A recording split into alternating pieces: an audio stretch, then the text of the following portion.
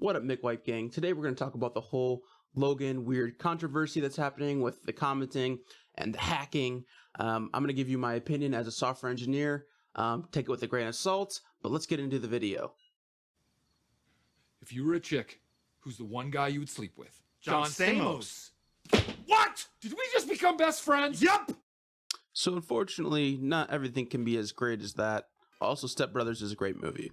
Okay, so let's move on. So you might have been seeing these comments around with the Logan wannabe friends. It doesn't have to be Logan.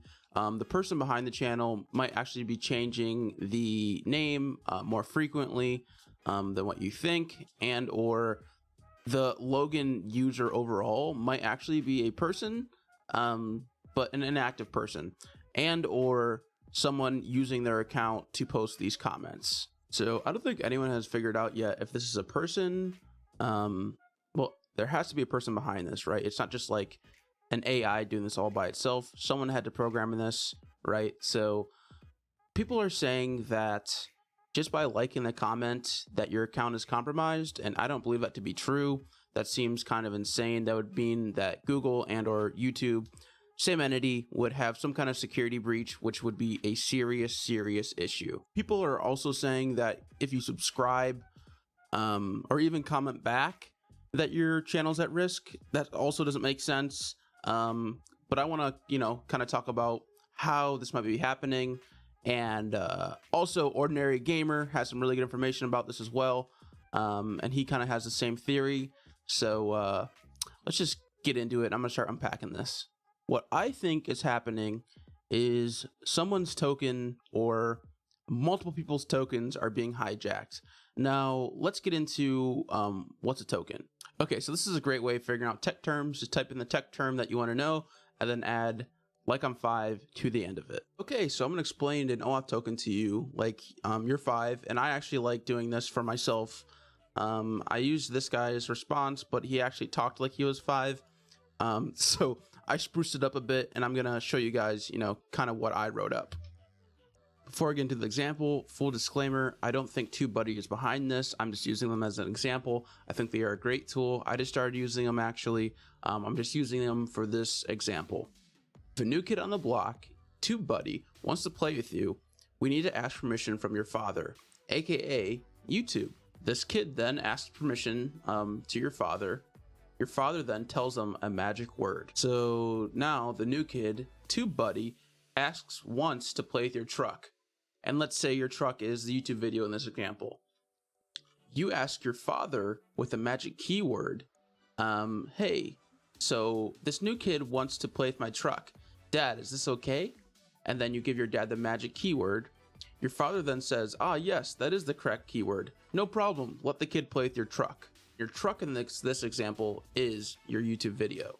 Now, the new kid can play with your truck whenever. You don't even have to be home, as long as he or she has that magic keyword. So now, the new kid can play with your truck whenever he or she wants, as long as they have that magic keyword. You don't even have to be home. So while you're not home, or if you're there, it really doesn't matter at this point. The new kid can now change the wheels, let's say it's your YouTube video title, to whatever they want. They can also swap the exhaust, aka the YouTube description. So I think you get the idea of where this is going. Now that that person has this keyword or magic word, they can do whatever they want to your video and or your channel if the magic word has access to your YouTube channel. In this example, the magic word only has access to a certain YouTube video. Get the idea? Most of the time, you only have to go through that screen one time. And the reason for that is they store that magic word in their server's database, on their website's database. Really make sure you trust the websites that you're giving access to. Just a tip. So what I'm thinking is one of these third-party websites that are using your YouTube account for, good reasons, your magic word may have been leaked. Right, which is why this Logan person, which I don't know if it's even the Logan guy, is it him, or is that just the account that's magic token or magic word that's been hijacked, and the actual hacker is using the Logan account as kind of like a scapegoat. Let's just get into how to protect your account to give you some peace of mind. And also keep in mind, liking this user's comments if you already have, or commenting on them, or subscribing to that channel does not put your account in jeopardy.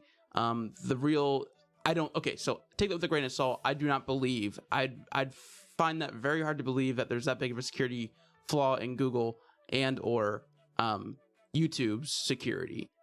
So the first tip I have is just to make sure that you trust the third-party tools that you are using. Really do your research. Don't just give any third-party tool that sounds good access to your account. That is the biggest thing. I'm going to lead you here. I'm going to put this in the description. Here's a tutorial on how to turn on two-factor authentication. Do not use SMS. Use a authenticator application and do it that way. It's really easy. Once you get to here, just turn it on, and then you'll be prompted to put on like probably your password again, but then use the app. Do not use the SMS verification. Use the app. And that's really all I got, guys. Hopefully this gave you some information and it keeps you all safe. If you like the video, remember to subscribe, like, comment. It really helps me out. And you know, guys, until next time, see you later.